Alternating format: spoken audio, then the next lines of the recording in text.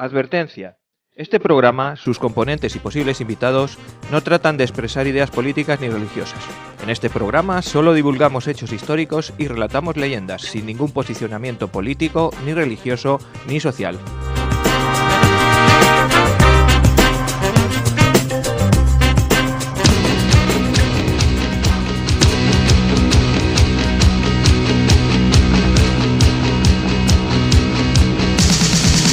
Mucho tiempo que se acabó, pero es que hay cosas que nunca se olvidan, por mucho tiempo que pase. Bueno, pues en el último programa que estuvimos haciendo, que fue con Masi, al final del programa, si escucháis por ahí voces y estas cosas, no es de nadie, ni su espíritu ni nada, es que maese Joaquín Nicolás le gusta mucho hablar y no se calla ni bajo el agua. O sea, comprenderme que estoy aquí incomunicado, me tengo que expresar de alguna manera. Yo no sé si la habéis escuchado cuando dice lo de me voy a cenar ahora, porque este programa, aunque se emitan los domingos a las 5 de la tarde y los miércoles a las 9 de la noche, bueno, pues lo intentamos dejarlos grabados los sábados para poder hacer vida nuestra. Que hoy nos pilla el confinamiento aquí, hoy nos pilla el toque de queda aquí. Nos queda el toque de queda aquí. A ver cómo salimos. Ya veremos, a ver. Mira que os dije que lo teníamos que hacer el programa en una zona en tierra de nadie, en el frente de Villamanrique. Lo tenemos que juntar ahí, pero nada. No hay manera. Muy buenas tardes, muy buenas noches, muy buenos días, queridos oyentes, muy buenos días, señor director, muy buenas tardes, señor Joaquín, que igualmente Rafael, Magíster, que estamos en No me cuentes historias, el programa de historia de Onda Plana. Programa 68 ya. Bueno, nos queda una rima estupenda, que de las que nos gustan, pero de momento hoy el 68. Que tenemos título, Joaquín, ¿te lo sabes? ¿O lo tengo que yo por aquí? No me lo sé, pero lo tengo aquí delante, creo, en el ordenador. Pues dilo. El título es Este programa sí que brilla, las provincias americanas, historia del espionaje y el padre Cotanilla. Toma ya, espera que pongo música.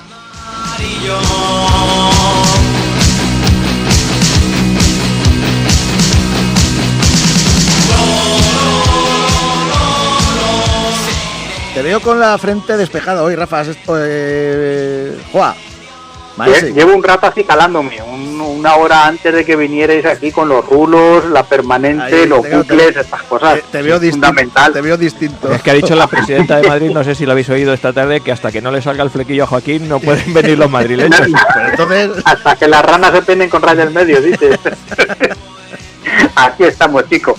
Bueno, pues eso, pues seguimos contigo en la distancia, que decía la canción, y seguimos con un programa que hoy tenemos temas muy interesantes, ¿verdad, Diré? Tenemos programón, que diría yo. Yo siempre enlazo, vamos, parece que enlazamos, él va a hablar de bueno, ahora él lo que dirá, pero en mi sección, ¿sí? Que vamos a hablar de las provincias hispanoamericanas. ¿Siglo XIX? Siglo XIX, no, yo sigo con el siglo XIX. Pues ahí te voy a enlazar yo, venga, sigue. Ah, también enlazas tú. No, pero yo enlazo con Juan porque va a haber también tramas de espionaje. Hablaremos algo de los masones y estas cosas. Esto es Villar a tres bandas. Claro. Villar a tres bandas, ya verás.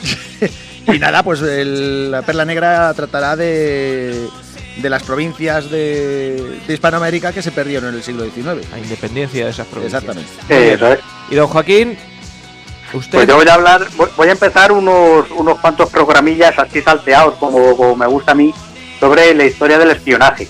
Yo creía que le iba a poder condensar, en 3 programas lo tengo ventilado, pero me voy a 5 y no sé yo si tengo que empezar a cortar, porque según vas escarbando vas encontrando un montón de documentación, y como me gustan estos temas, pues voy profundizando en ellos. En este primero me voy a centrar desde los orígenes, desde que se tienen las primeras noticias del espionaje como tal, hasta Roma, por centrarnos un poquito en la antigüedad. Que fíjate las coincidencias, hoy hace unas horas ha muerto Sean Connery, el James Bond más famoso, uno de los espías de ficción más famosos. Pues mira, un poquito de homenaje sí que puede servir. Sí, no...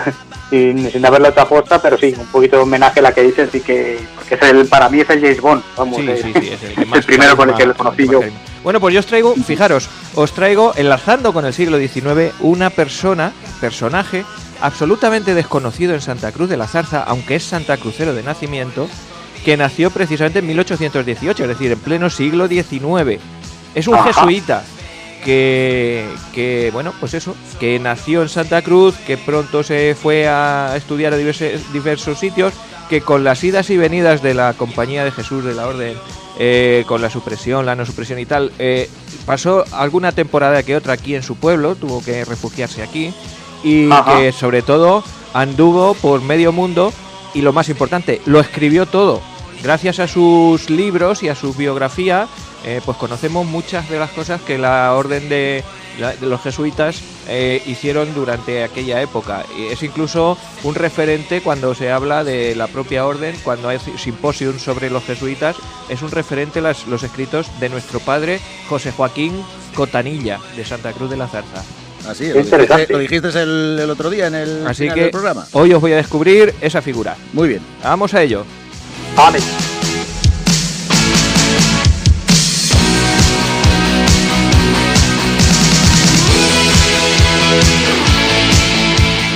Bueno, diréis, sin más, si quieres, empezamos con nuestra perla negra. Vámonos con las provincias de las provincias hispanoamericanas. Las provincias de nuestro siglo XIX, la independencia de las provincias en América.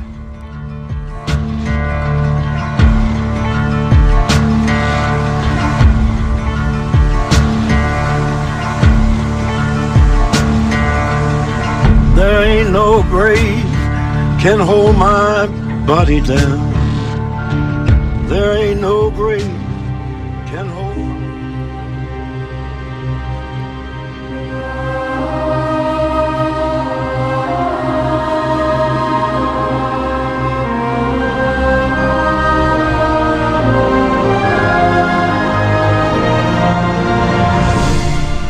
Si entendemos como colonia a un grupo de personas que proceden de un mismo territorio y se establecen en otro, pues entiendo que al principio del descubrimiento de América fuera así.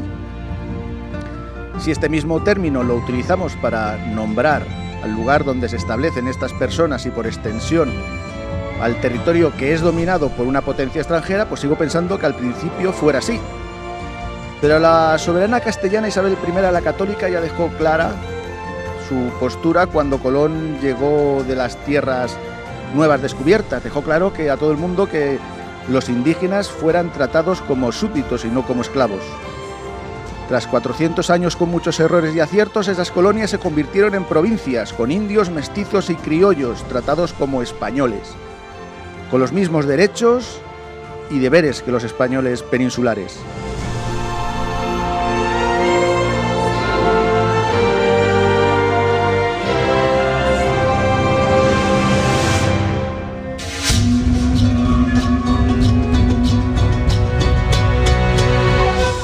Las provincias hispanoamericanas en realidad fueron un reflejo de la sociedad peninsular, siendo en muchos casos regiones mucho más ricas, culturales y avanzadas, no solo en América, sino superiores también a muchas naciones europeas.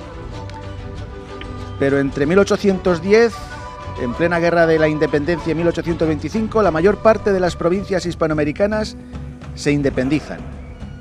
Solo Cuba y Puerto Rico se mantienen ya hasta finales del siglo XIX.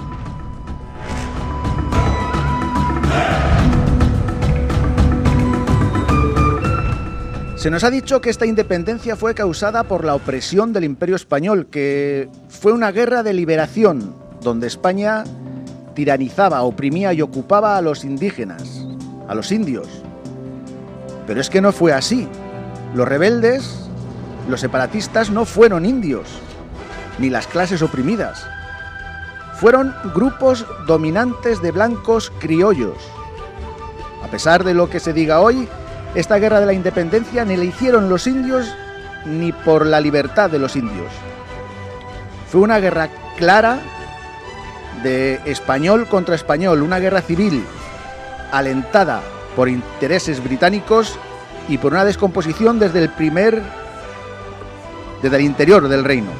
Hoy en la Perla Negra, la independencia de las provincias americanas.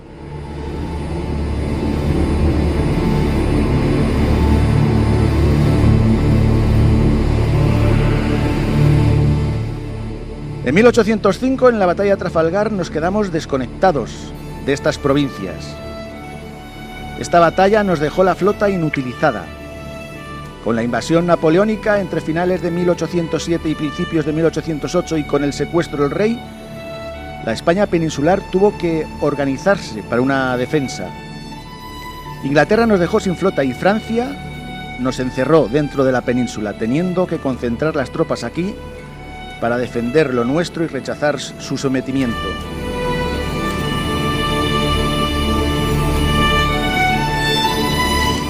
Se crean entonces las juntas regidas por la Junta de Sevilla, y esta junta manda a las provincias americanas unos representantes para que reconocieran como poder legítimo a esta junta ante la falta del rey.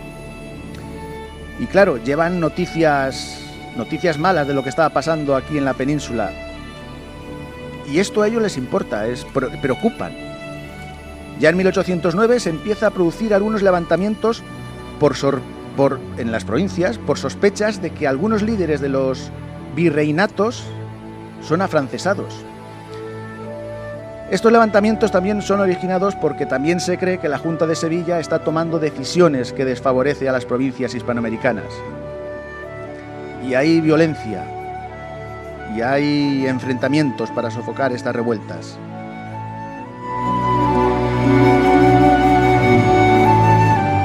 Y si esto pasaba en 1809, 1810, la situación no iba a mejorar, sino que iba a empeorar. A las provincias llegan las noticias que cuentan el avance de los franceses en la península. Cuentan que la Junta ha tenido que huir de Sevilla y que ahora están sitiados en Cádiz. Cuentan que nada más llegar a Cádiz, la Junta se disuelve y se crea una regencia de tan solo 5 personas, y se cree que esas personas van a pactar con Napoleón.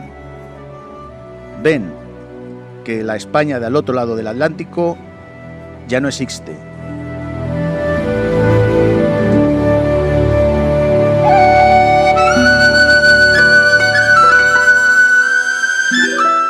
Es una situación catastrófica y algunos dirigentes americanos abogan por crear esas juntas que se estaban creando en la península. Y así, pues no reconocer a esa regencia peninsular. Si esta regencia pactara con el francés, ellos no quieren tener nada que ver con ellos, no quieren someterse a Francia.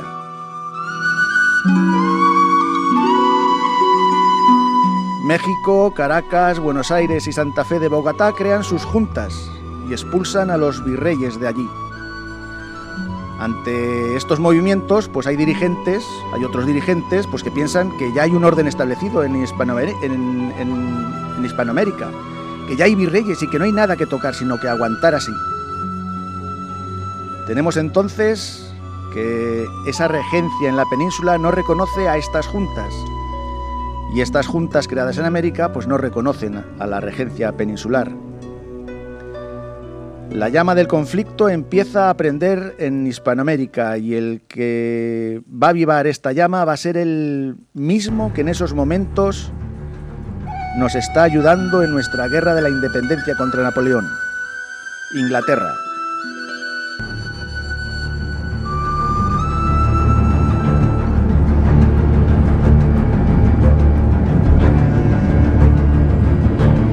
Inglaterra encontró en un grupo de criollos revolucionarios los líderes idóneos que argumentaran de una manera razonable, apoyados en la leyenda negra española, una sublevación y así hacerse ellos, los ingleses, con esos mercados americanos que España había tenido cerrados durante tanto tiempo.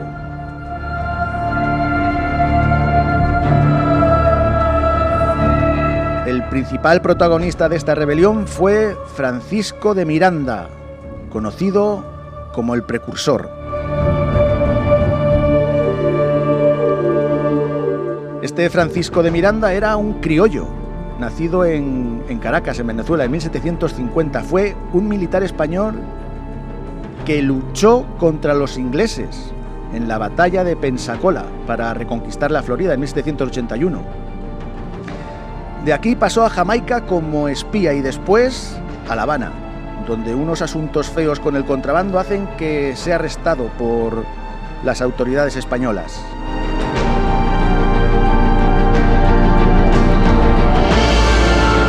De aquí consigue escapar y huye a Estados Unidos. Poco después llega a Inglaterra con la intención de dar datos para una invasión en Hispanoamérica.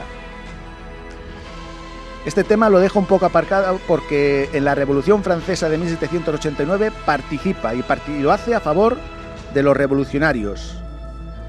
Y casi termina sin cabeza en la época de terror de Robespierre.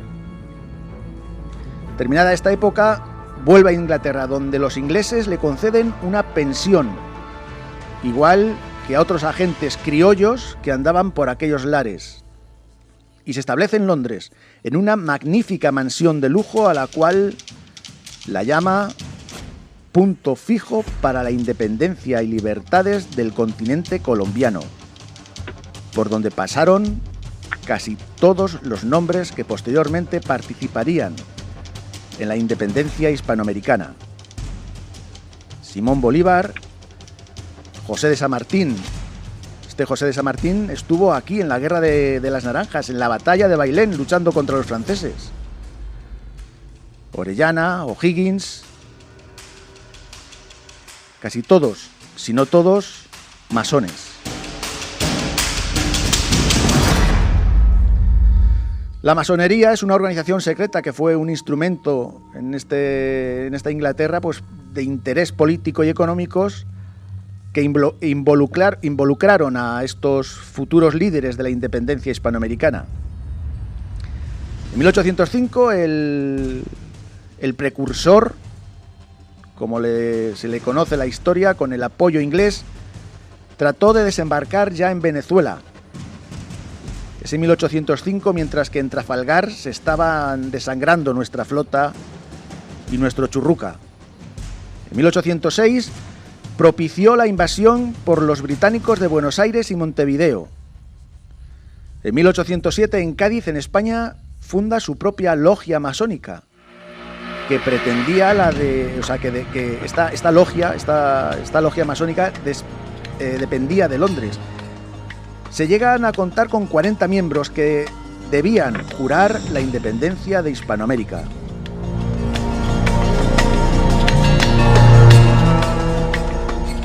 Para que os hagáis una idea de esta mano negra de Inglaterra, en los primeros intentos de revolución encabezados por Miranda y Bolívar en 1810, había cuerpos enteros formados por soldados británicos. Era increíble. Y para que también os deis cuenta de otra cosa, de que fue una guerra civil, los ejércitos, tanto realista como el revolucionario, estaban formados por un 90% de criollos. Un 90% de criollos. La guerra pues empezó pues como una guerra civil. Si en una ciudad había calado el discurso de la Junta, ese discurso de revolución, pues en otro sitio resulta que se había mantenido en su posición de fidelidad a Cádiz y ya estaban liados a tortas. Españoles contra españoles, y la península no podía mandar tropas. Como he dicho antes, estábamos encerrados luchando contra el francés. Ya terminada la guerra de la independencia, solo se pudo mandar una expedición en 1815, que no fue suficiente, y otra que se intentó mandar en 1820 de 20.000 hombres, pero que resulta que fueron los que protagonizaron el famoso levantamiento de Riego aquí en la península.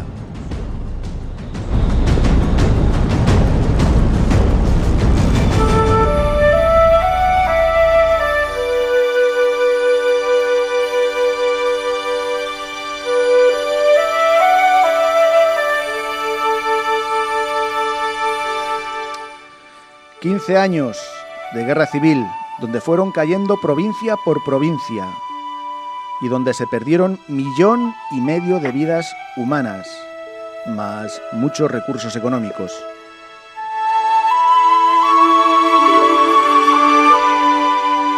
Tras esta guerra de la independencia de Hispanoamérica, no creáis que hubo paz, hubo mucha más sangre ya como países independientes, como por ejemplo, pues un ejemplo muy cruento, muy funesto y lamentable. Es la llamada guerra de la Triple Alianza. Una guerra donde Brasil, Argentina y Uruguay lucharon contra Paraguay y donde este país, Paraguay, se quedó literal, se quedó sin hombres. ¿Y sabéis quién estaba detrás de todo esto? Pues sí, detrás de todo esto estaban los británicos. Tenemos a Joa tirándose de los pelos, pues es verdad.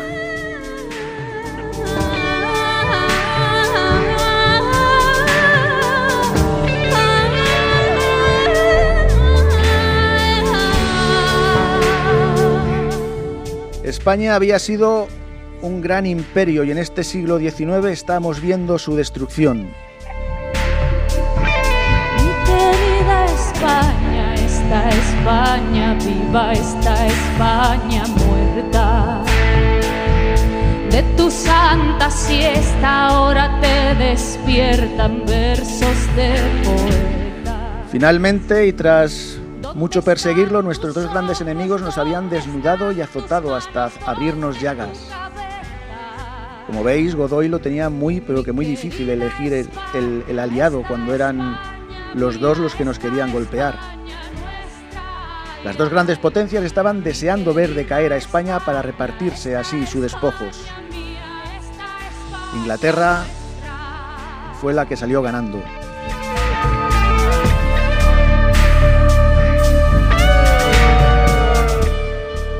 Nos dejaron en el suelo, sin aliento, con las heridas abiertas, esperando a que empezaran a sangrar. Y sangraríamos. Ya lo creo que lo hicimos. De las alas quietas, de las vendas negras sobre carne abierta. ¿Quién pasó tu hambre? ¿Quién bebió tu sangre cuando estaba seca? Mi querida España, esta España mía, esta España nuestra, ay, ay. Mi querida España, esta España mía, esta España nuestra.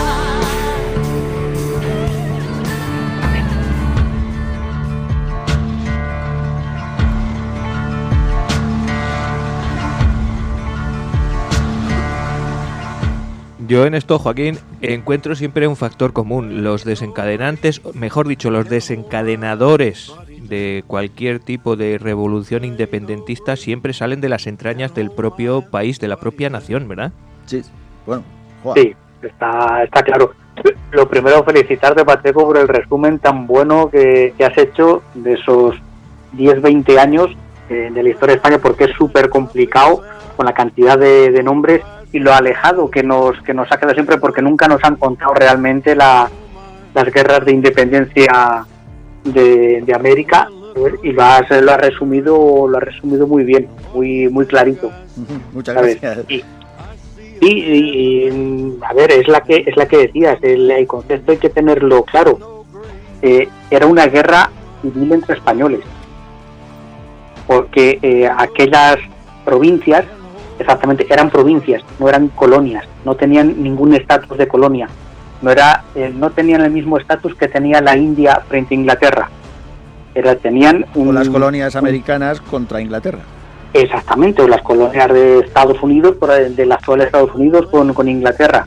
Había un virrey, igual que había un virrey en Aragón, había un virrey en Nápoles o hubo un virrey en Flandes. Tenían el mismo nivel de provincias, por llamarlo así, que podía tener el resto de España. No eran de España, eran España. Entonces aquello fue, igual que la conquista fue una guerra civil entre indios, porque al fin y al cabo éramos 4 españolitos los que fueron allí a conquistar aquello, y si no es por los chacaltecas no se conquista México, por un muy buen militar que fuese Hernán Cortés. Aquí lo mismo, aquí fue una guerra civil entre españoles, entre blancos, entre criollos, como has dicho tú bien, porque españoles peninsulares había 4. Denomina criollos para que la gente... Claro, los criollos son los descendientes de los españoles peninsulares.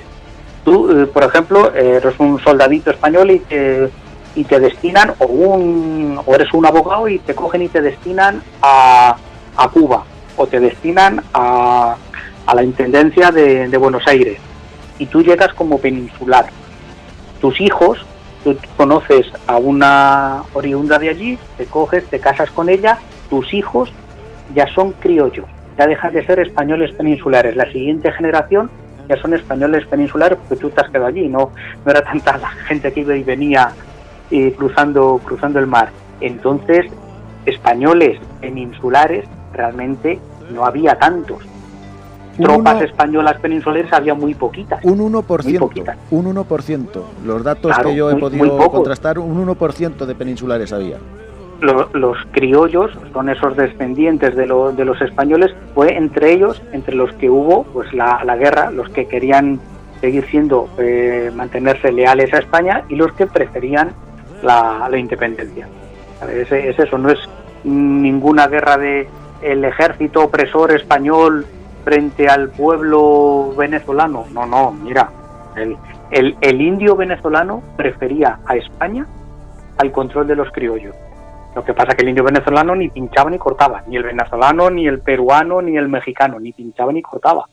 Era el criollo el que se repartía el poder. La cosa es a quién rendimos cuentas, al rey de España o a nosotros mismos. O a nosotros mismos nos ponemos en el poder directamente. Sí, parece ser, yo he leído a varios historiadores que parece ser, o sea, que era inevitable la independencia de las provincias. Se quejaban algunos historiadores, no es que se quejaban, sino por ejemplo de San Martín, del libertador argentino, que era un militar español que estuvo luchando contra el francés en Bailén, con la guerra de las naranjas en Portugal, contra el francés también. O sea, que te quiero decir ahí entran los intereses personales de cada uno. Sí, es verdad que creo que la guerra de la independencia pues tampoco favoreció ni permitió a España enviar refuerzos a América, ni la situación política, de las comunicaciones eran las que eran, en flota. Los ingleses pues nos habían derrotado en Trafalgar y nos habíamos quedado muy mermada nuestra flota, nuestra comunicación. Entonces aquellas regiones se quedaron bastante desconectadas de España. Entonces, ¿a quién obedecemos? ¿A Napoleón? ¿A un rey Fernando que ha firmado en Bayona, que abdicaba? ¿A quién obedecemos? Entonces sí, se queda un vacío de poder que ahí aprovechan muy bien los ingleses para pues minar y dinamitar, y a base de sobornos, convencimientos ideológicos de que vais a estar mejor conmigo, porque has hablado muy bien de las guerras que ha habido después de la independencia. La guerra de la Triple Alianza es que es sangrante, como prácticamente se extermina el Paraguay. Sí. Pero prácticamente exterminado, ¿sabes?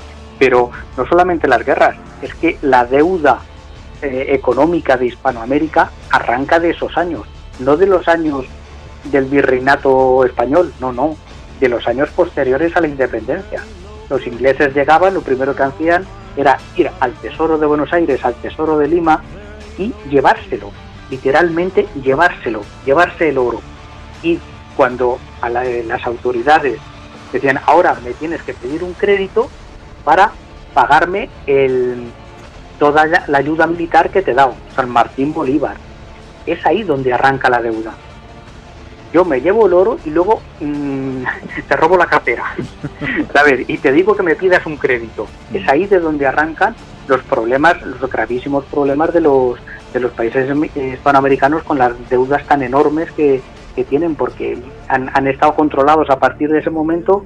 Realmente no fueron independientes económicamente, sino que la economía se la trincaron los ingleses. Descubrió Inglaterra que no hacía falta invadir esos territorios, que los podían controlar económicamente, comercialmente, controlando su tesoro, controlando su economía. No hacía falta enviar tropas. Así de crudo y así de sencillo. Así, y como dice Julio Iglesias, la vida sigue igual. Ese filósofo que ha descubierto. Un poco de música. Muy bien, mire.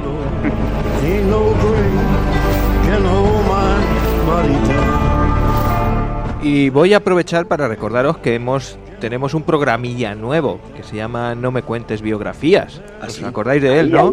Claro que sí. Y que claro lo tenemos sí. también en iBooks. Hay que buscar No me cuentes biografías. ¿Habéis oído el de esta semana? Yo el de esta semana, el de hoy. El de hoy. Hoy que es sábado, Hoy que que estamos sábado, grabando en sábado. No, el de hoy. El de hoy no, el de hoy no Era lo he escuchado. pues San Nicolás os he puesto. Así que hoy nos tocaba San muy bien. Nicolás. Y os recuerdo, la semana que viene tenemos otro. ¿Sabéis quién nos toca la semana que viene? ¿Quién? Pues ni más ni menos que una guerrera que luchó contra los romanos. Budica. Boudica. la ¡Ostras, gran Boudica. Boudica! Pues ¿Está nada, la inglesa? Sí, señor. Bueno, Con pues un par. estos capitulillos, aparte de en iBooks, los podéis escuchar los sábados a las 4 de la tarde aquí en Onda Plana Santa Cruz, en el 107.4 o a través de ondaplanasantacruz.es. Ujú. Igual que a nosotros, Joaquín, ¿cuándo se nos puede escuchar? Por un montón de sitios. Hoy vamos a empezar pues por el Twitter. Nos puedes seguir por la cuenta que tenemos en Twitter, @nomecuentesonda. Nos puedes ver en YouTube, por el canal No Me Cuentes Historias. Nos puedes seguir por Spotify, si te viene mejor, para escucharlo cuando quieras, por nuestro iVoox. La cuenta que tenemos en iVoox es No Me Cuentes Historias, la que tiene el simbolito de la rosa de los vientos. Y por nuestro muro de Facebook, No Me Cuentes Historias, donde te vamos colgando pues ahí nuestros programas. Cuando en el momento que lo subimos al iVoox, lo cogemos el enlace y lo ponemos ahí porque es el canal más difundido y el más común.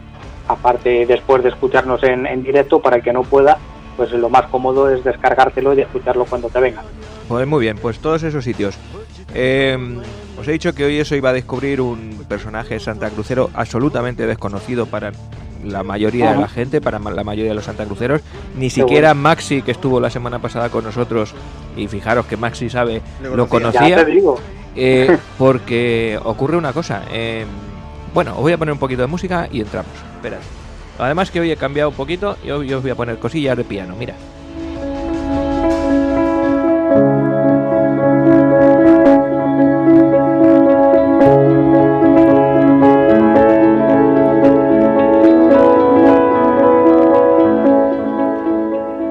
Y es que en nuestra sección de hoy de Historia de la Encomienda, hoy os traigo al jesuita, al padre José Joaquín Cotanilla. Como os estaba contando, el apellido Cotanilla ya no existe en Santa Cruz de la Zarza, no hay nadie que se apellide Cotanilla. Sin embargo, en Tarancón, en nuestra cercana Tarancón, sí que todavía hay gente que se apellida Cotanilla. Es muy probable que sea de la misma familia de entonces. Hoy os voy a descubrir... ¿Aquí se ha quedado como mote o no? No, yo creo que no. Los Cotanas que hay, puede que pudiese provenir del apellido Cotana, Cotanilla, pero vamos, el apellido en Santa Cruz era Cotanillas y aquí es Cotana.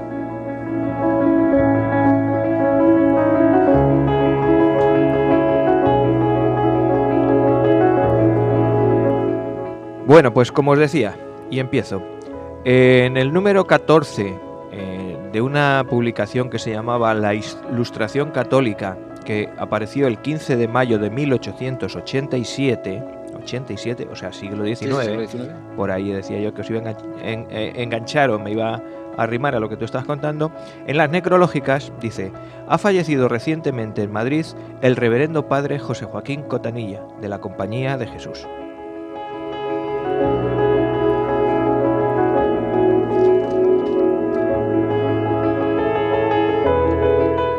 Y es que José Joaquín Cotanilla nació en Santa Cruz de la Zarza el 15 de agosto de 1818, prácticamente del mismo año que tú estabas hablando hace un momento. Fíjate las casualidades. Murió, como os acabo de decir, en Madrid unos días antes de esta publicación, el 1 de mayo de 1886. Cotanilla fue educador, misionero, jesuita, como ya os estoy diciendo, fundador y director, todas esas cosas. Fue una persona activa y proactiva y que estuvo en tantos sitios y ayudando a tanta gente que es increíble que nadie se haya acordado de él hasta que por casualidad lo hemos descubierto. Nació, como os digo, en Santa Cruz de la Zarza. No me cuentes historias, somos unos machotes. Así. el 15 de agosto de 1818, y su vida y su obra fueron pues un cambio, fueron alternancia, fueron aventuras, sorpresa, imaginación, trabajo de coco, de corazón, en fin.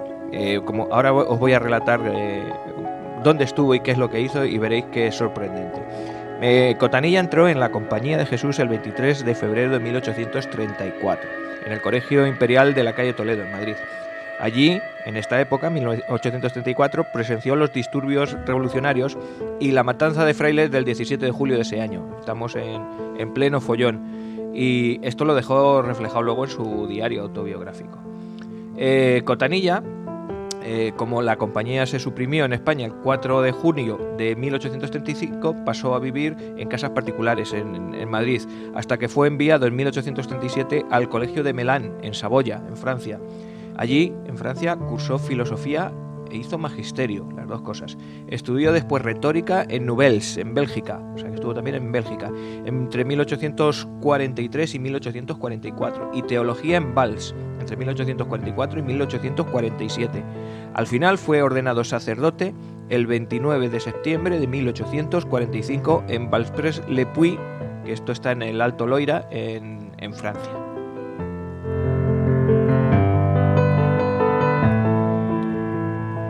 Bueno, pues con todos estos follones y con la supresión de la compañía, Cotanilla fue dando vueltas alrededor del mundo y haciendo viajes entre América y España. El caso es que inmediatamente después de haber pasado los exámenes del segundo año de teología, recibió el presbiterado, es decir, a punto de ser sacerdote. Y el 29 de septiembre de 1845, que fue cuando fue destinado a Nueva Granada. Ya se va para América. Allí llegó el 13 de enero de 1846.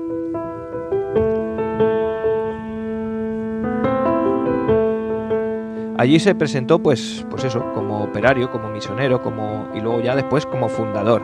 En esa misión de Nueva Granada fue profesor de gramática en el Colegio de Medellín desde 1847 hasta la expulsión de la compañía, que también de allí los expulsaron, en 1850.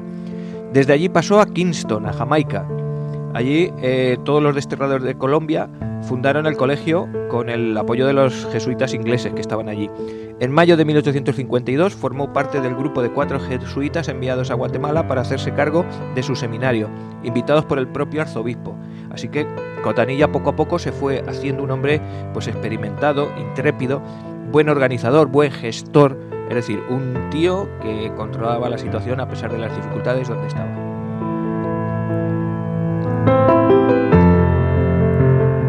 Al final de este año de 1852, que fue cuando entró en el gobierno Bravo Murillo, os sonará por la calle, un gobierno moderado, pues se restablece la Compañía de Jesús. Entonces le encargan a Cotanilla que erigiera un centro de segunda enseñanza en La Habana, en Cuba. Se va para Cuba.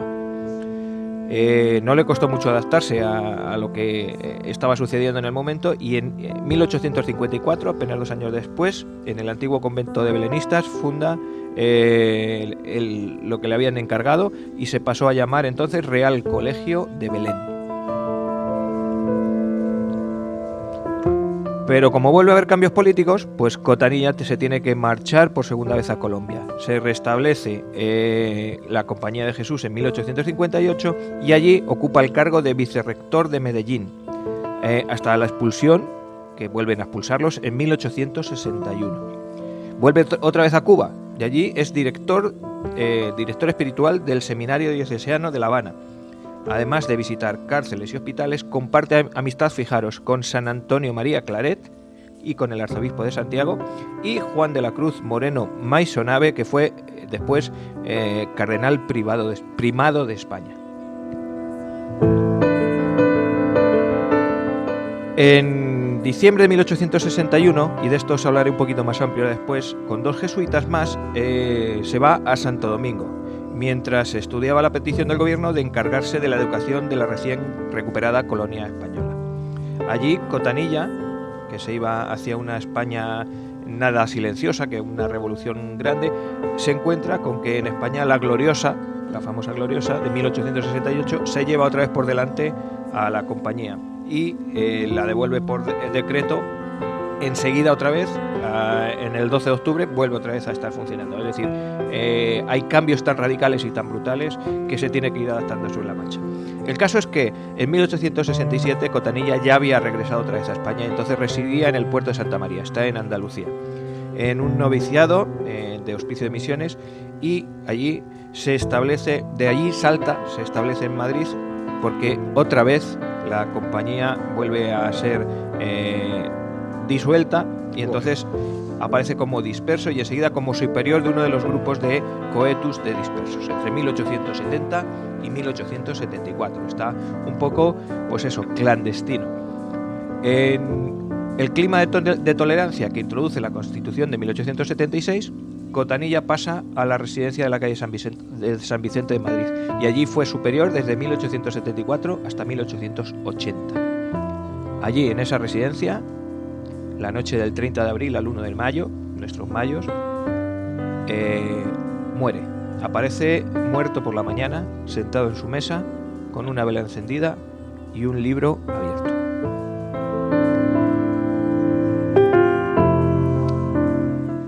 Esto no es todo, porque nuestro personaje de hoy interviene en el establecimiento de los conventos de las esclavas del Sagrado Corazón de Madrid, entre otras ciudades de España, y aquí ayuda a su fundadora, que fue luego beatificada, Santa Rafaela Porras, y a su hermana Dolores. Incluso llega a ser el ejecutor directo de las escrituras y de las propias instrucciones para la fundación del convento.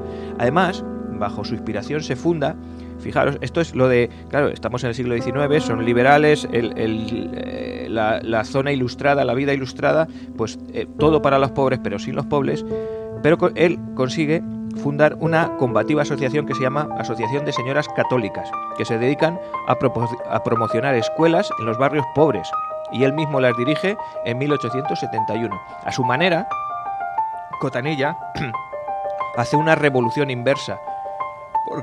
Perdón. Ahí, se me estaba atragantando el jamón.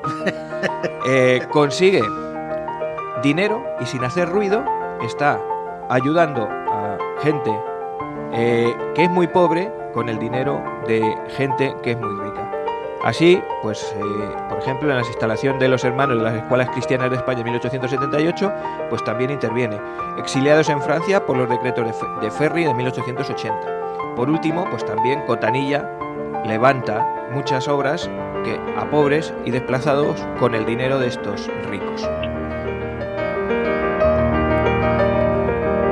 Y sobre esa misión que os quería hablar, hay un escrito, un ensayo de Francisco Rodríguez del Coro, que habla de una misión, lo que se llama Una misión sin importancia, el padre José Joaquín Cotanilla en Santo Domingo Española, 1861 a 1862. En este ensayo, pues Francisco nos habla de todo el viaje que hace nuestro personaje de hoy hasta Santo Domingo, con el fin de fundar y de hacerse cargo de toda la parte del seminario y de la parte de formación académica de aquella época. Es un diario tan extenso y tan detallado, pues que habla que se le reciben muy bien todas las autoridades políticas y sociales, y no tanto así las eclesiásticas, que lo ven con recelo la llegada de él y de otros dos compañeros. En esta parte sí que es donde se apoya a la gente para hacer un estudio detallado de cómo funcionaba entonces la Compañía de Jesús y todos los recelos y todas las situaciones que se vivieron en aquella época. Por último, y para terminar, os voy a hablar un poquito de los escritos, los libros y la obra literaria de José Joaquín Cotanilla, que, como os digo, es base fundamental de muchos estudios y ensayos sobre la obra de los jesuitas. Lo primero que escribe es un diario que va desde 1834 hasta 1886.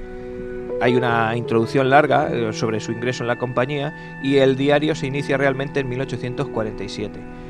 Hay un momento, en 1861, que deja de escribir este diario, rompe las notas, porque según la situación, pues y por todo lo que tenía apuntado, pues se ve en un momento, pues digamos, acongojado por la situación, y prefiere romperlo antes de que esos escritos le causen, pues, su propia muerte.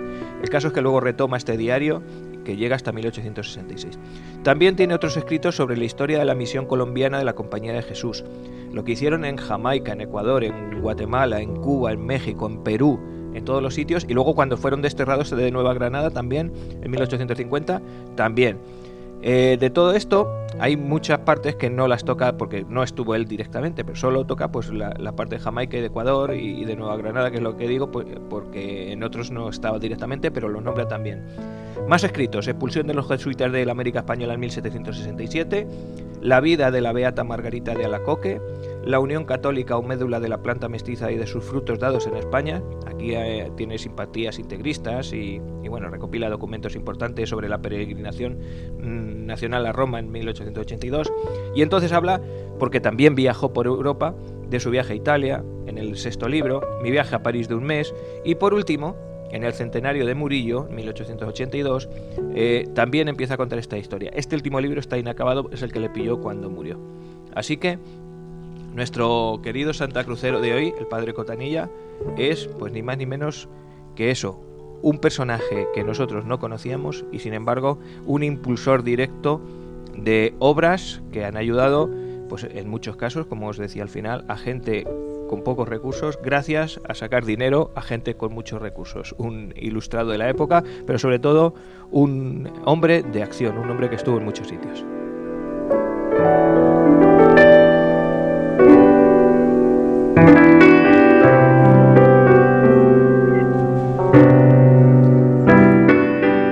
Estoy pensando yo que estos jesuitas al final se sentaron en algún lado. No, imposible, no le dejaron.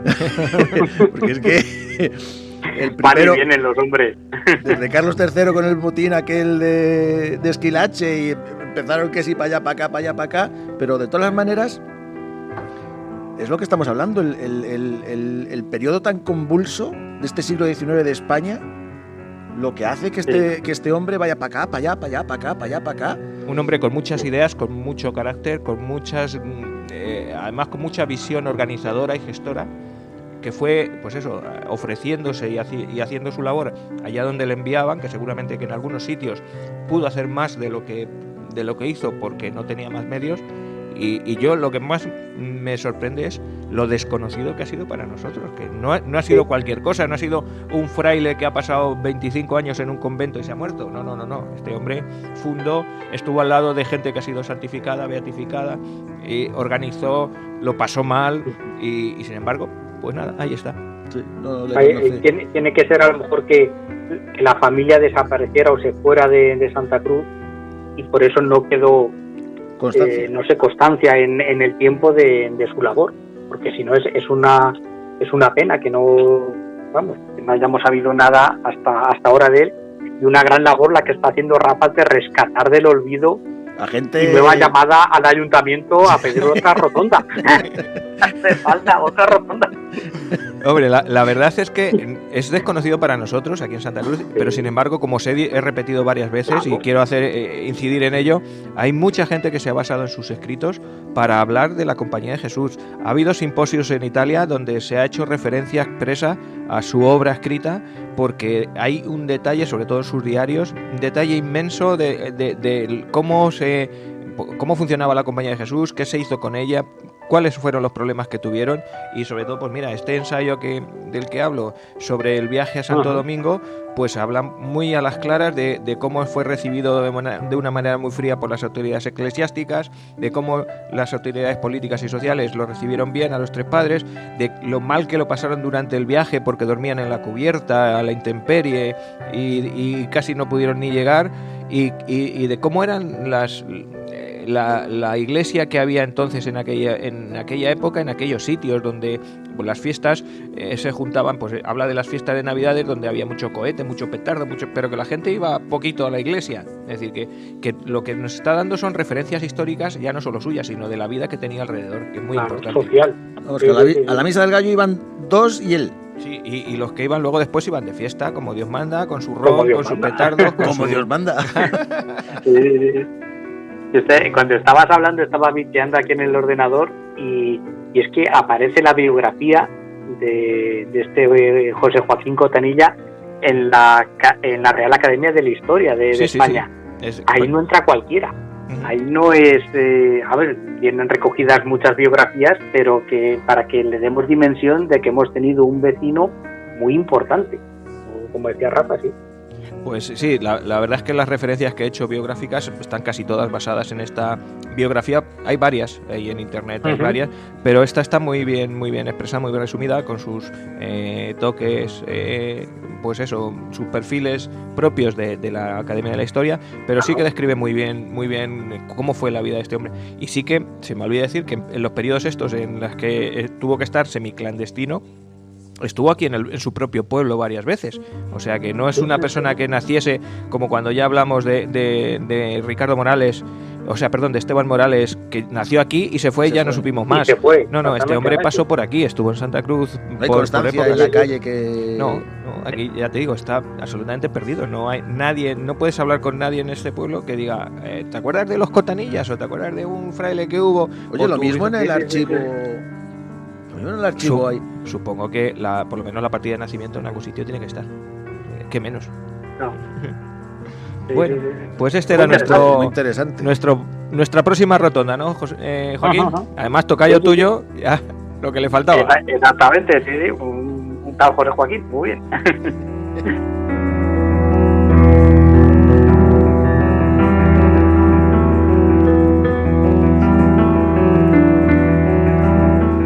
Bueno, voy a aprovechar para deciros que os podéis poner en contacto con nosotros a través de nuestro teléfono, de nuestro WhatsApp, del 679984636, y que, bueno, pues que se nos pueden sugerir temas, se nos pueden contar cosas, se nos puede criticar lo bien o lo mal que hablamos.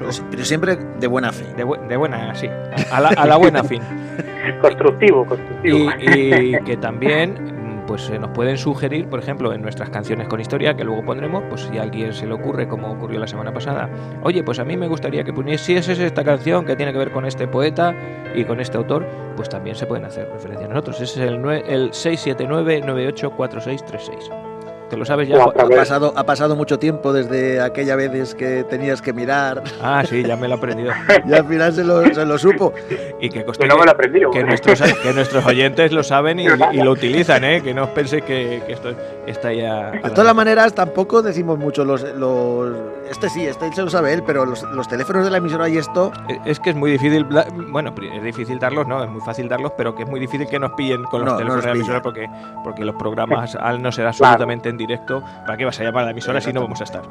Llámanos directamente al WhatsApp, que sí nos pillarás. Exacto. O a través de Facebook, ¿verdad, Joaquín? Que también se puede... También a través del Facebook, que sale un simbolito que se puede utilizar, pinchas y salta directamente al WhatsApp. Es una forma también bastante rápida de ponerse en contacto con nosotros.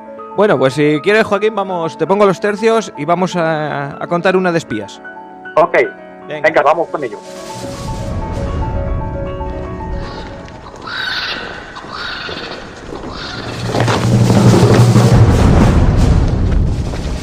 Poniendo picas a caballos, enfrentando arcabuces a piqueros. Pues para hablar del espionaje nos tenemos que remontar a la noche de los tiempos, porque el espionaje es tan antiguo como la guerra y la guerra es tan antigua como el hombre. Vamos a arrancar esta serie de programas con este que lo he llamado el origen del espionaje, los orígenes del espionaje, concretamente vamos a arrancar desde el tercer milenio antes de Cristo, con el rey Sargón de Akkad. Al lado, antes de ayer por la tarde. Sargón. Sí, exactamente, con el rey Sargón hasta los romanos. Y este rey Sargón en Mesopotamia, ya en tablillas de allí que se han encontrado en Mesopotamia, ya se ve que utilizaba sobre todo a mercaderes como espías durmientes en territorios enemigos. ¿Qué es un espía durmiente? Pues es un informador, bueno, es una persona que tú colocas en territorio, pues estás en Mesopotamia, lo envías a Arabia y él está allí comerciando tranquilamente y simplemente va viendo cosas hasta que recibe una orden de, oye, pásame información. es un espía durmiente. Pues esto ya aparecía en la época de Sargón. Estaba la Bella Durmiente y los espías durmientes. Y el espía durmiente, exactamente. Más o menos. Después tenemos, son poquitas referencias las que encontramos porque, debido al carácter secreto de los espías. Entonces eso dificulta la documentación. Pero ya te digo que según va avanzando la historia, vamos encontrando un montón de documentación que vas leyendo y va saliendo a la luz. Lo siguiente que se encuentra en la historia, por ejemplo, es Babilonia, donde ya aparecen los nombres de los dos primeros espías. Ibalpiel e Ibalel son dos espías de los reyes babilonios en territorio de Mesopotamia. Ya les ponen su nombre, son los dos primeros de los que consta el nombre, que no es muy normal que aparezca el nombre de los espías a la época bastante más reciente. Esos tuvieron que ser malos, espías. Hombre, el nombre se lo ponía el jefe a lo mejor para el de la nómina, ¿sabes? Al contable que le dijera, oye, págale la nómina a estos dos. No indica nada si es porque les descubrieron o no. Sabes que ahí los retazos de la información son poquitos. Luego ya nos vamos a la India, a China. Pasamos por China. Y en China tenemos pues a uno de los grandes teóricos del arte militar, que es Sun Tzu. Escribe un libro que es El arte de la guerra. Ya nos hemos venido al año 500 antes de Cristo. Y este hombre ya dedica un parte de este arte de la guerra a darle importancia al espionaje. Ya habla de 5 clases de espías.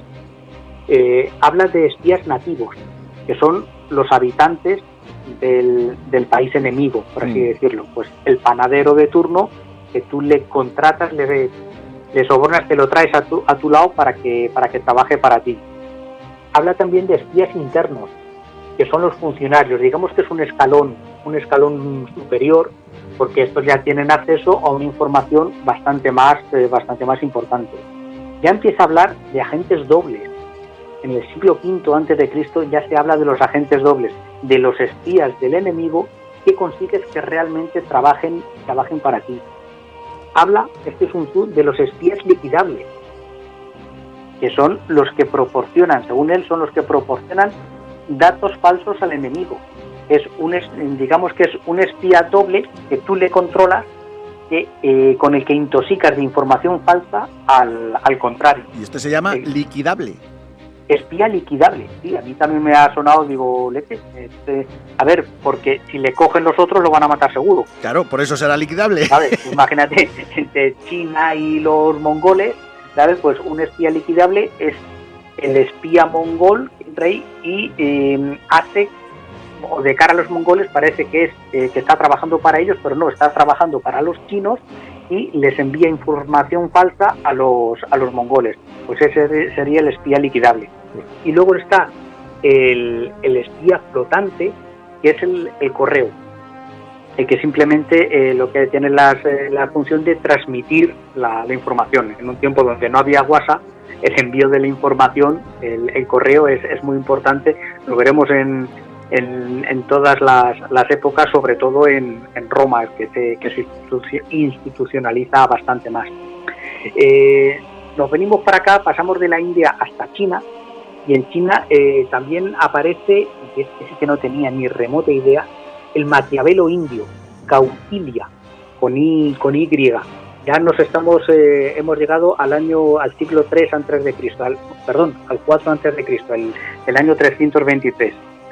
Donde ya habla de la importancia también del espionaje, de la importancia que es tener una red de espías entre todos los estratos de la sociedad de tu país enemigo, y habla del papel tan importante de la mujer, sobre todo de la mujer de clase alta, porque tienen acceso a los altos funcionarios, tienen acceso a la corte del otro país, y es una fuente de información de primera mano. Al ser las sociedades, a la mujer en estas sociedades pues tratadas de forma secundaria, no se les prestaba atención, y una mujer podía oír, ver, callaba allí y luego se lo contaba a sus espías para transmitirlo a su fuerte.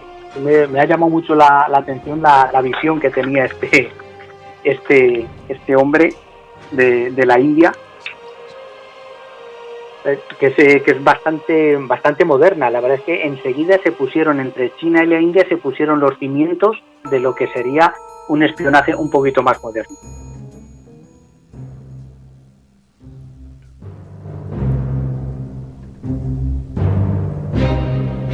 Después vamos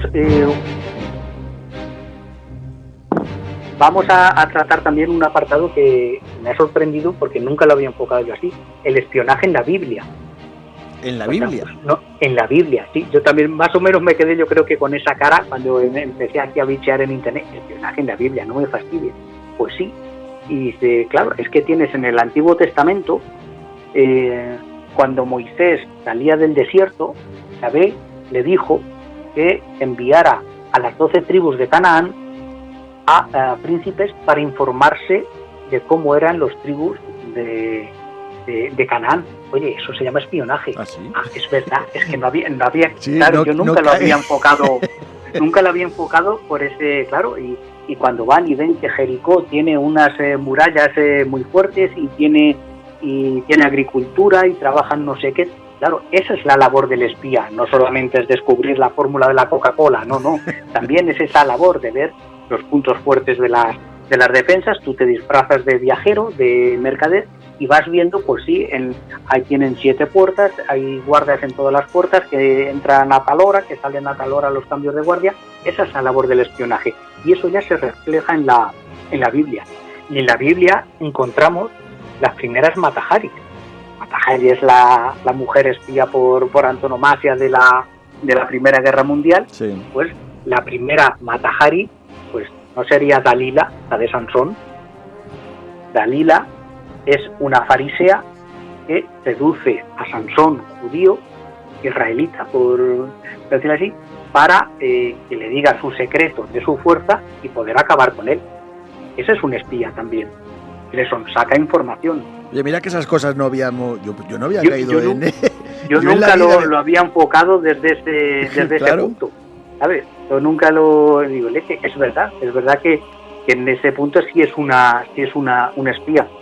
Luego habla de otro caso, también de Judith y Holofernes. A mí me sonaba un poquito así lejano a mis tiempos de carrera, de historia antigua. Es verdad, Holofernes es un rey asirio que estaba asediando una ciudad judía, y Judith era una viuda de esa ciudad muy guapa, y Holofernes había encaprichado de ella. Entonces Judith se fue al campamento asirio con su criada, le emborrachó a Holofernes, le hizo de beber, cayó rendido a sus encantos, y cuando se quedaron solos en el campamento, en la tienda, le metió 2 atajos y le cortó la cabeza, que fue a su ciudad, y colgaron la cabeza de Holofernes en las murallas de la ciudad asediada por los asirios. Cuando las tropas asirias fueron a ver, ¿dónde está el rey? Retozando con Israel. Ha perdido la cabeza, pues el rey. Le vieron que tenía la cabeza colgada, salieron espantados los asirios. Esa es también una labor de espionaje, de asesinato selectivo. Esta noche le cuentas a tu hija la historia de su nombre y de la Judith espía. Sí, que tu hija se llama... Mira por dónde viene.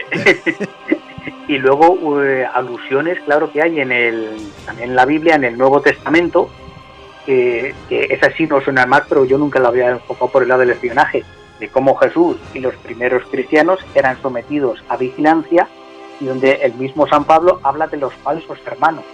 Hay una carta de los Gálatas, donde habla de los falsos hermanos, que es espías que se hacen pasar por cristianos para ver qué hablan estos. Hablan contra el emperador, ¿qué hablan estos? Eso también es una labor de espionaje.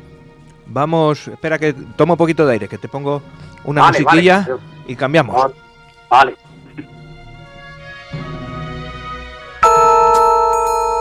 Ni más ni menos que la Pantera Rosa te voy a poner.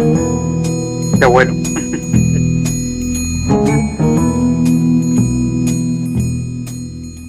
Pues el siguiente apartado que me ha sorprendido muchísimo es en Grecia.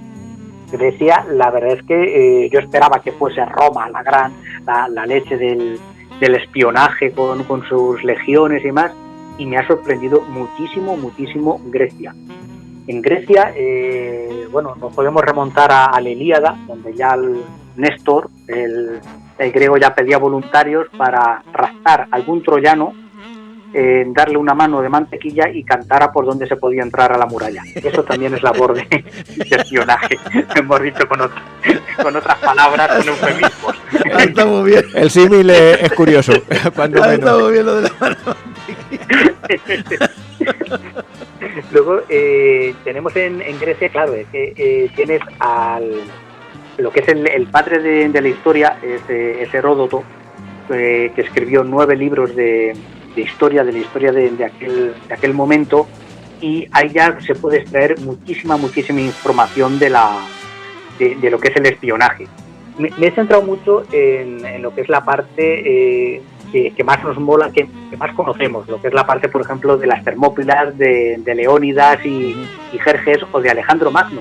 Por ejemplo, Alejandro Magno, cuando en su enfrentamiento con los persas, con Darío III, en la batalla de Gaugamela, cuando vino José Antonio a contarnos ¿os acordáis? La batalla de Gaugamela, pues hay una anécdota de espionaje. Como Alejandro sabía que en su campamento estaba lleno de espías persas, pues hizo correr la voz de que iban a atacar por la noche al campamento persa.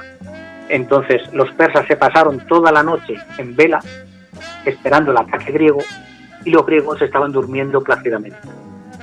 Es una estratagema de intoxicación con información falsa, intoxicar al enemigo para que tus soldados hayan dormido sus 8 horas de rigor y los otros lleven 8 horas despiertos cuando a las 5 de la mañana empieces tú el ataque. Son pequeñas estrategias, pero ya se era muy consciente de la presencia de espías tanto en un bando como en el otro. Y Alejandro habla también de cómo Alejandro espiaba a sus propios generales, pero me he quedado con esta anécdota de cómo intoxicó a los espías de Darío, a los espías persas, para que obligarles a desgastarse antes de la batalla.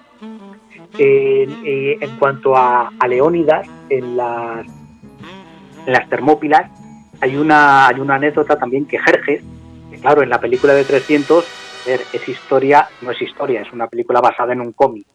Y historia, pues bueno, hay que cogerlo un poquito con pinzas. En la historia sí que es verdad que ganan los persas, pero no eran en la tan película, tontos como se les pone. En la película de 300, cuando Jerjes le coge así por detrás a los hombros a Leónidas y le pone mirando para Cuenca. Yo digo, madre de Dios, con lo grande que es el Jerjes. Que le saca 3 cabezas. Pues el Jerjes en su campamento, cuando estaban allí frente a las Termópilas, en su campamento descubrieron a varios espías griegos. Nos hemos dicho, los espías quedan fuera de las leyes de la guerra. Según las leyes, más o menos que ha habido en todas las épocas, se han respetado más o menos, pero a los prisioneros no se les mata. Ya sabemos que muchas veces no se ha cumplido.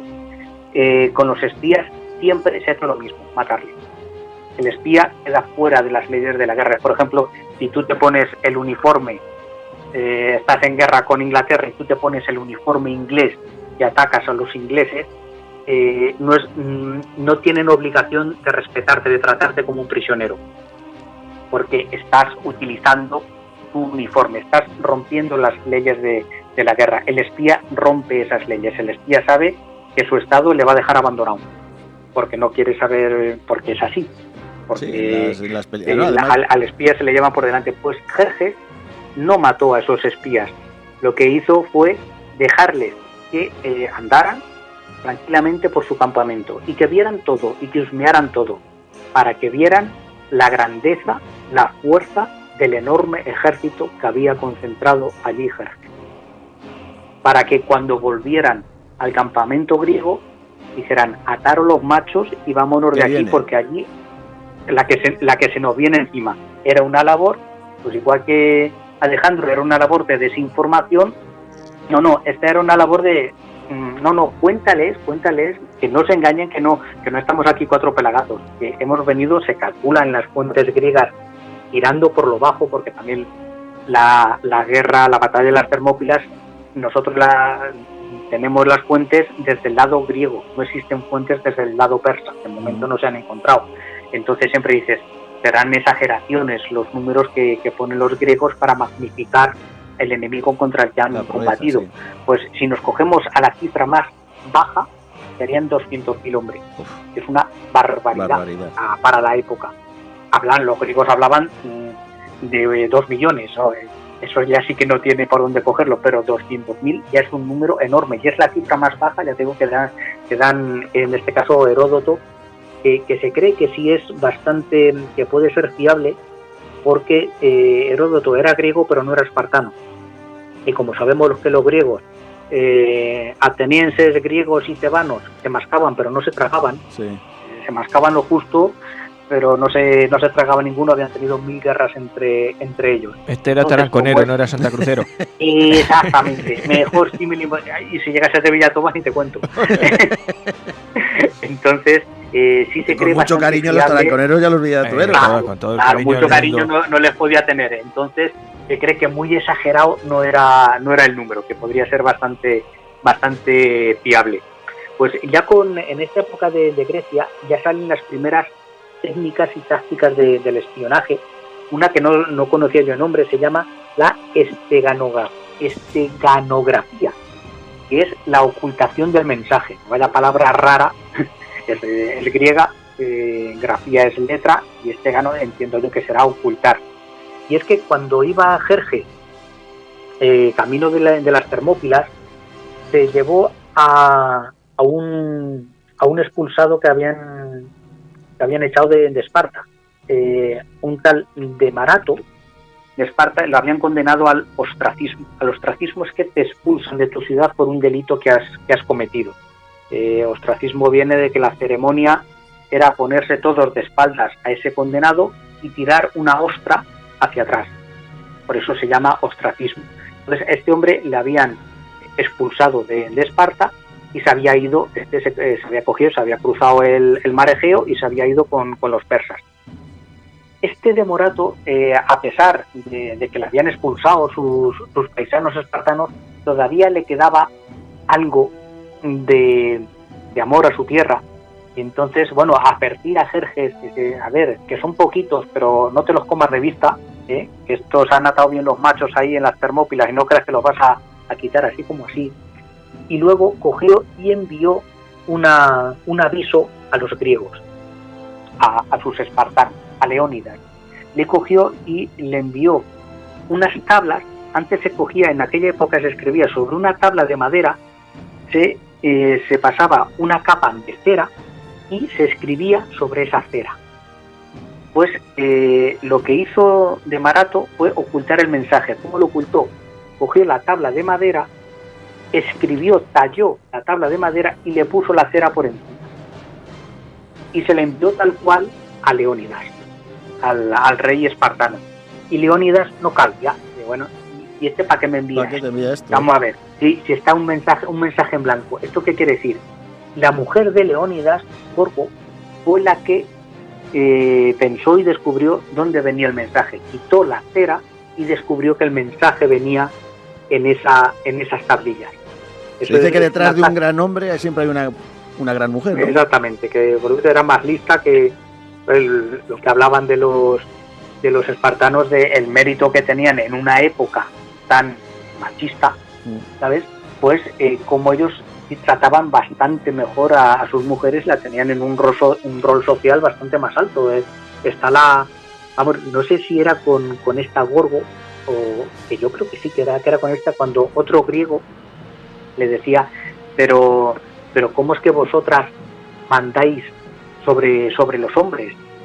Y ella le contestó, porque somos las únicas griegas que parimos verdaderos hombres. Coño. Con 2 narices. Ahí está. Tenían narices los dos, el Leónidas y la Gorgo. Sí. Pues luego la siguiente evolución del espionaje era pasar de la esteganografía, de la ocultación del mensaje, a la criptografía, que es la ocultación del significado del mensaje. Tú te puedes encontrar con un mensaje, pero no saberlo descifrar. Y en eso eran maestros, los primeros que lo inventaron, o que hay constancia de que lo inventaron, fueron los griegos. Usaban un sistema que tú, por ejemplo, enviabas para comunicarte con otra persona, tú utilizabas 2 tablas iguales, ¿sabes? De la misma forma, exactamente iguales de largo y de grosor. Y una se la llevaba, con el que te querías comunicar, tenía una y tú tenías otra. Y sobre una cinta que rodeaba la tabla, tú escribías el mensaje. Esa cinta por un lado y la tabla, la cinta suelta, tú la extiendes y no ves un montón de letras, pero no ves mensaje ninguno. Si tú rodeas la tabla, como tiene un grosor determinado, al rodear la tabla te sale en oblicuo el mensaje. No son mensajes cortos, son palabras escuetas, pero son mensajes claros, y servía para que, aunque el enemigo, los guardias enemigos que cogieran, veían una cinta con símbolos inconexos, pero que puestos en un determinado orden, que era el orden que daba el grosor de la tabla, hacía que en vertical esta cinta la vas rodeando y en vertical escribiese, tuviese un significado. Y eso lo inventaron los griegos. Se llama la escítala espartana. Se llama, son 2 varas y una tira de cuero. La verdad es que está bastante chulo. Yo lo había visto, luego ya buscando las imágenes en internet, digo, probar qué ocurrencia. ¿Sabes? Y hay bastantes historiadores, que si Plutarco y demás, y un almirante espartano también, Lisandro, pues fue capaz de enviarse mensajes para sorprender a la escuadra persa y demás.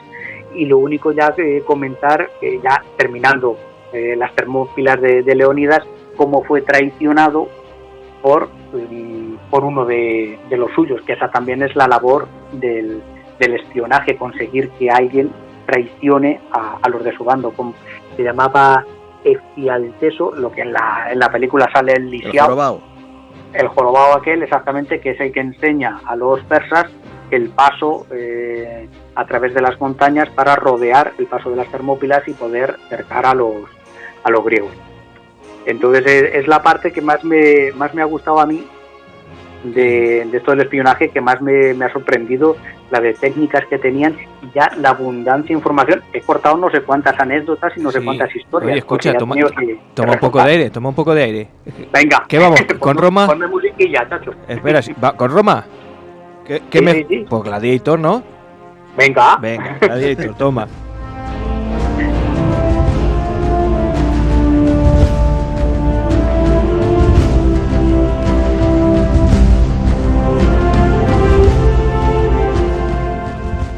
Y ya para ir terminando con nuestros amigos romanos, a los que tanto les debemos, a mí se me ha quedado un poquito el mito con Roma, porque no esperaba yo que le hubieran dado más bombo viendo lo que venía de Grecia.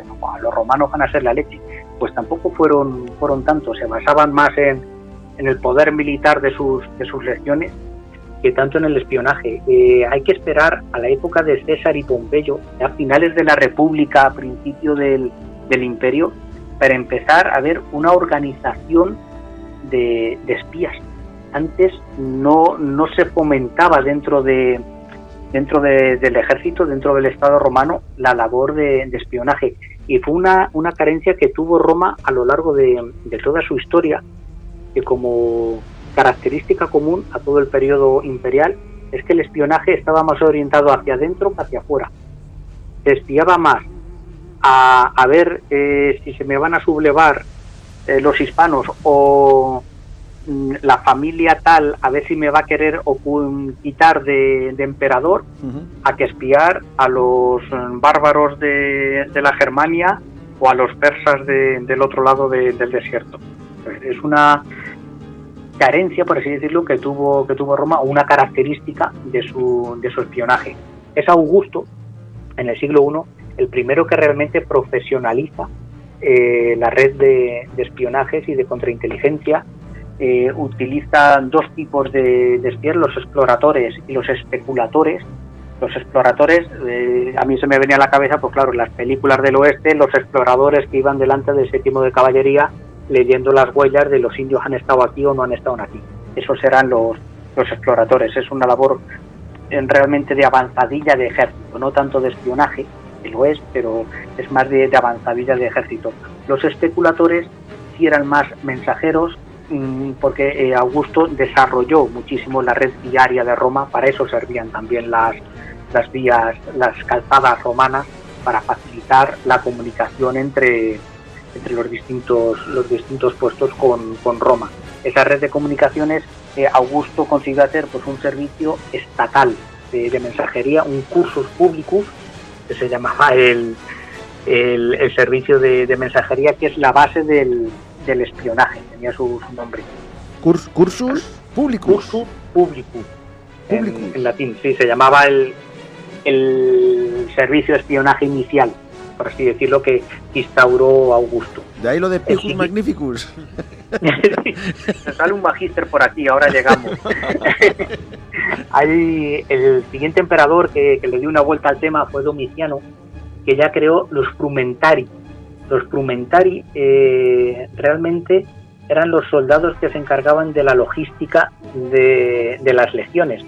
Frumentum est tribu, y eran los soldados que a partir del siglo I, siglo II, eran los enlaces de su unidad con el gobierno, con el emperador, y que en un primer momento se encargaban pues de recoger, de recaudar, de coger toda la mercancía, de ocupar la logística para que la legión comiera, en una palabra. Pues esos fueron poquito a poco cambiando de actividades y fueron los que se encargaron del espionaje y policía política. Es lo que siempre tenía Roma, más espionaje interior, hacia adentro, labores más de policía política.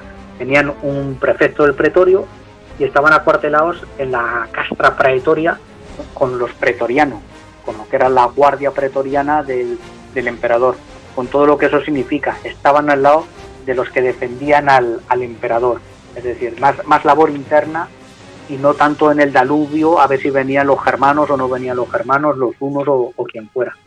Festimio Severo, otro emperador. Poco le valió a Calígula. ¿Qué? Que de poco le valió a Calígula. Poco le valió, porque al final, como veremos, según va avanzando el imperio, se va desestatalizando, va perdiendo poder el Estado, y estos espías, en vez de trabajar para el Estado, van a trabajar para que mejor les paga.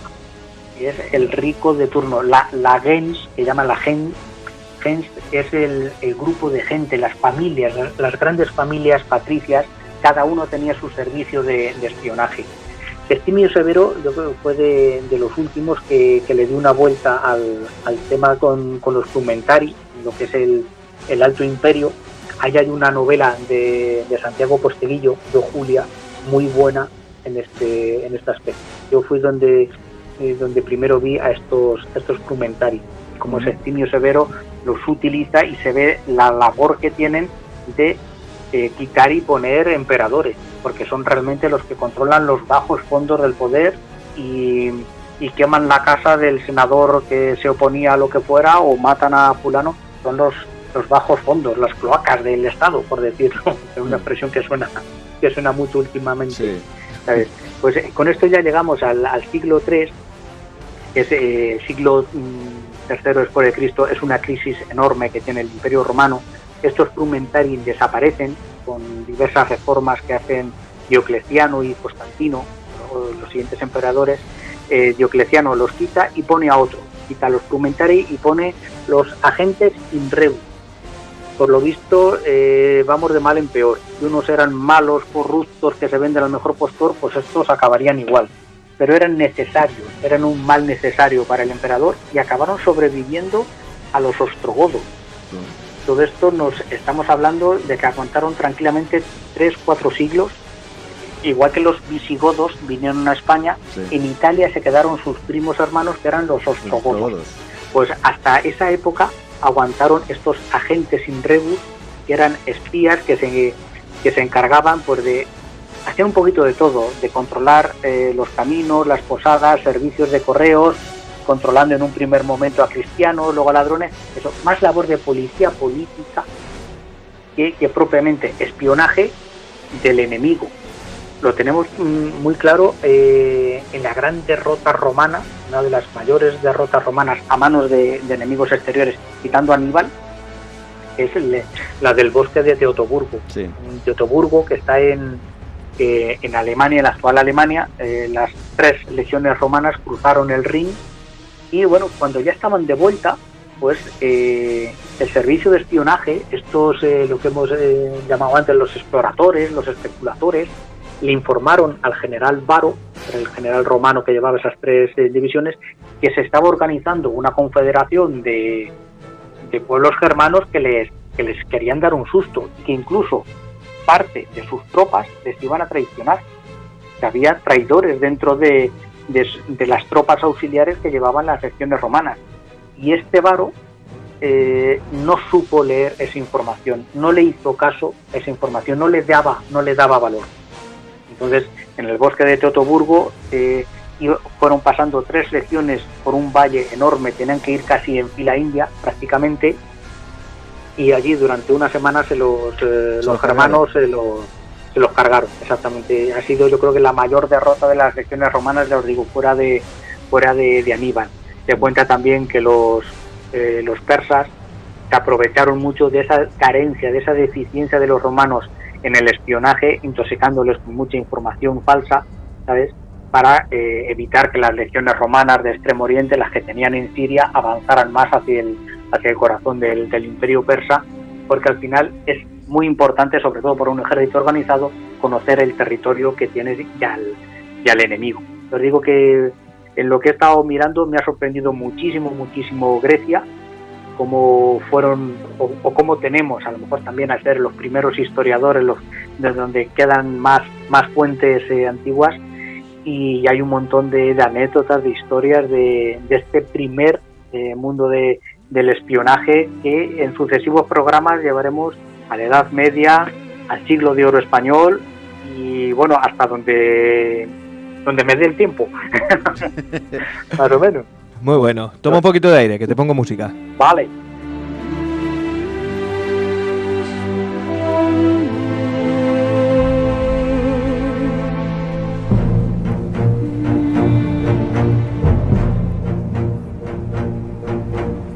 Esto es de Vangelis.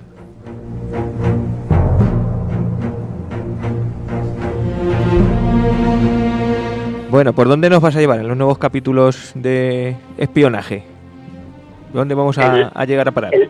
El siguiente capítulo, cuando me toque, será la Edad Media. Hacemos un repaso por los espías medievales, nos centraremos mucho en la Reconquista, que no sabía yo que había tanto espionaje por aquí, para arriba, para abajo. Entre moros, cristianos, unos y otros, pues entre unos y otros también habría, ¿verdad? Claro. Oye, pues ha quedado, como hemos dicho al principio del programa, o sea, muy curioso también que nos haya pasado esto hoy. Estamos aquí con las orejas tiesas, Joaquín. Pero la verdad que sin Connery, el agente 007 que haya fallecido hoy, pues el programa que ha hecho Joab se lo vamos a dedicar. Un pequeño homenaje, exactamente, un pequeño homenaje. Oye, y hablando de homenajes, en nuestras canciones con historia de hoy, antes de ayer se celebraba el 110 aniversario del nacimiento de Miguel Hernández. Así, también, Miguel Hernández. Pues hoy me he traído una canción con historia que tiene un poema de Miguel Hernández. Seguramente que, bueno, de Miguel Hernández todo el mundo conoce Para la Libertad, todo el mundo conoce Las Nanas de la Cebolla, todo el mundo conoce Llego con 3 heridas, y todo el mundo conoce también esta que os voy a traer hoy, que es la elegía a su amigo Ramón Sige. Seguramente que todas las habéis escuchado en la versión, la más conocida, en la voz de Joan Manuel Serrat, ¿verdad? Eso es lo más habitual. Pues fijaros, he encontrado una versión de la elegía a Ramón Sige de Miguel Hernández que está cantada ni más ni menos en 2 estilos que le gustan mucho a nuestro director. El Niño de Elche, flamenco, y hace una parte de las estrofas el Chollín, uno de los mejores raperos españoles, Este Chojin no es cualquiera, es un ingeniero de telecomunicaciones que se ha dedicado a la música, que hace un montón de... Bueno, normalmente se mueve por todo el mundo, especialmente por Sudamérica, tiene obras culturales y obras sociales muy importantes, y además rapea muy bien. Pues le hace coros y le hace una parte de esta elegía Ramón Sigé al Niño de Elche. Es una versión que, Joaquín, tú no la vas a oír, porque en este sistema que estamos me parece que no oyes la música. Pero búscate al Niño de Elche y al Chojin cantando la elegía Ramón Sigé. Mira, la vamos a poner. Ya te diré yo. Quiero ser llorando el hortelano de la tierra que ocupa, de la tierra que ocupa y estercola, compañero del alma tan temprano, de la tierra que ocupa y estercola, compañero del alma tan temprano. Alimentando lluvias, caracolas y órganos, mi dolor sin instrumento. A las desalentadas amapolas daré mi corazón por alimento. Tanto dolor se agrupa en mi costado que por dolerme me duele hasta el aliento. Un manotazo duro, un golpe dado, un hachazo invisible y homicida, un empujón brutal te ha derribado.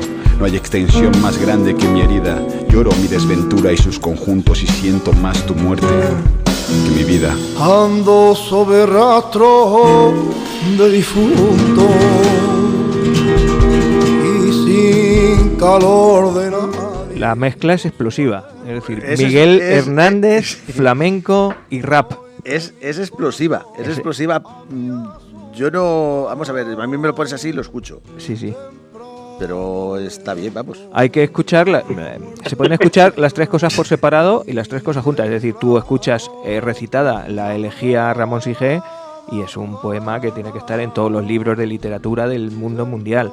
Si tú escuchas cualquier canción en flamenco, que tiene el flamenco en sí, y le sacas la pringue al flamenco, pues cualquiera es una obra de arte. Y si oyes un buen rap bien hecho, no un reggaetón ni nada de eso, que no.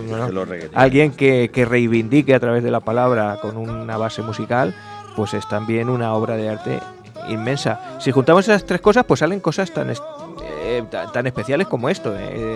Flamenco, curioso es, flamenco, rap. No pongas esa cara, Juan, búscalo. Búscalo y... Yo luego lo busco más despacio. Sí.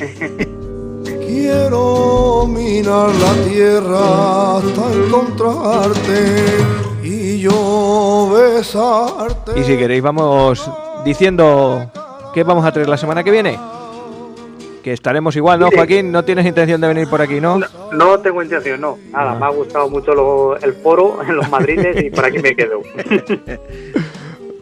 Te estás perdiendo unas cervezas que estás trayendo. Sí. Ya te digo.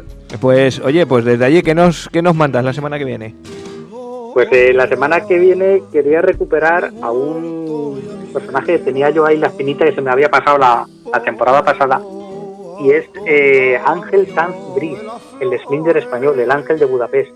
El español que salvó a miles de judíos en el Budapest, ocupado por los nazis, y que es conocido pero poco conocido para realmente la labor que... Porque los americanos descubrieron a Schindler y su lista. Exactamente. No descubrieron nada. Sí, que en vez de llamarle a este hombre el Slinder español, realmente Slinder debería ser conocido como el Sanz Briz alemán, ¿sabes? Porque tuvo muchísimo mérito lo que hizo. Luego os lo cuento. Hombre, lo que es indudable es que tanto uno como otro salvaran tantas vidas. Claro que sí. Bueno, nosotros nos enorgullecemos de que un español haya hecho eso. Exactamente. En esa época era una época difícil. Bueno, pues yo os voy a traer, ya me toca, ¿qué queréis que os cuente? Y como sigo con temas atrasados del año pasado, pues no me cansó mucho la cabeza, porque tengo ganas de contaros y de explicaros expresiones de la vida cotidiana que vienen del ámbito militar. Por ejemplo, diré, vete a la porra. Eso está. ¿Me lo estás diciendo? Interprétalo como quieras. Bueno, pues tengo unas cuantas, 20, 30, yo que sé, un montón de expresiones que vienen del ámbito militar, muy curiosas, y os voy a explicar de dónde vienen esas expresiones, que las utilizamos muy a menudo, más de lo que parece, y que os va a sorprender alguna de ellas. Pues muy bien, pues yo voy a seguir con mi siglo XIX y pasito a pasito, pues bueno, más que nada para explicar pues lo que hemos dicho con este santacrucero tuyo que con el padre Cotanilla. Exactamente, con lo convulso de este periodo, o sea, que es que salimos de una guerra, de una batalla naval de Trafalgar, nos metemos en una guerra de independencia, se nos cruza la guerra de las Américas. Los reyes no atinan, las repúblicas tampoco. Pero es que seguimos, porque es que ahora viene el pronunciamiento de riego. Ajá. Que no es que estén regando ninguna vuelta. Nada. De eso. Siempre que oigo el pronunciamiento de riego, tengo una imagen en mi cabeza que es la selección de tenis española en Australia, escuchando el himno de riego.